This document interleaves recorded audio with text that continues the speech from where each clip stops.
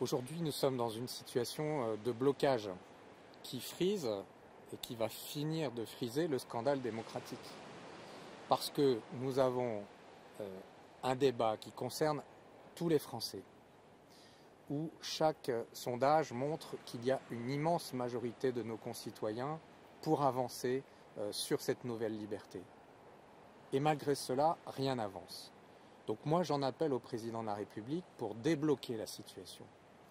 Et je ne vois plus qu'un moyen, le référendum. Et je considère qu'aujourd'hui, la Constitution le permet. Que dit la Constitution?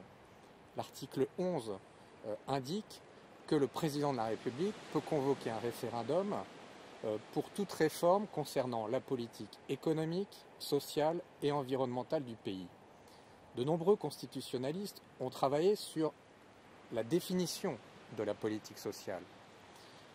Ils en ont tiré la conclusion qu'il y avait 4 volets. Le social redistributif, le social de capacitation, le social de régulation et enfin le social protecteur. Et le social protecteur, c'est quoi? C'est préserver la dignité humaine à travers ses droits fondamentaux. Donc on est en plein cœur du sujet.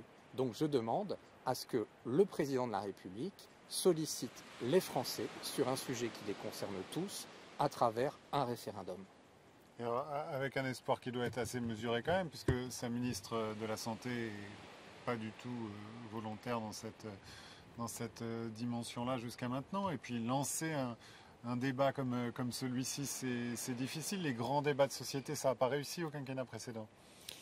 Alors d'abord, je conteste l'idée que ce sujet fracturerait aujourd'hui la société.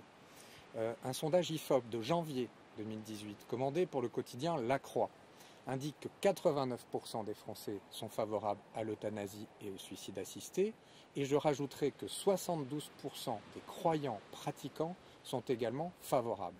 Donc l'idée d'une fracturation de la société, à mon avis, ne tient pas. Quant à Madame Buzyn, elle a le droit d'avoir ses convictions, et je les respecte. Qu'elle soit hostile à une loi sur l'euthanasie, c'est son droit. Par contre, ce qu'elle n'a pas droit de faire et de dire, ce sont des contre-vérités sur la loi belge, qui sert, en tout cas à mes yeux, de référence. Quand elle dit qu'on peut bénéficier de l'euthanasie en Belgique sans être malade, c'est un mensonge. Donc moi, ce que je demande, c'est que sur la base d'une loi qui se rapproche de celle de la loi belge, le peuple soit consulté. Aujourd'hui, on a un sujet qui suscite l'adhésion d'une grande majorité de Français, qui les concerne tous. Il y a un blocage politique, un blocage médical, un blocage religieux, mais simplement de la hiérarchie. Aujourd'hui, le peuple doit pouvoir trancher sur un sujet éminemment important.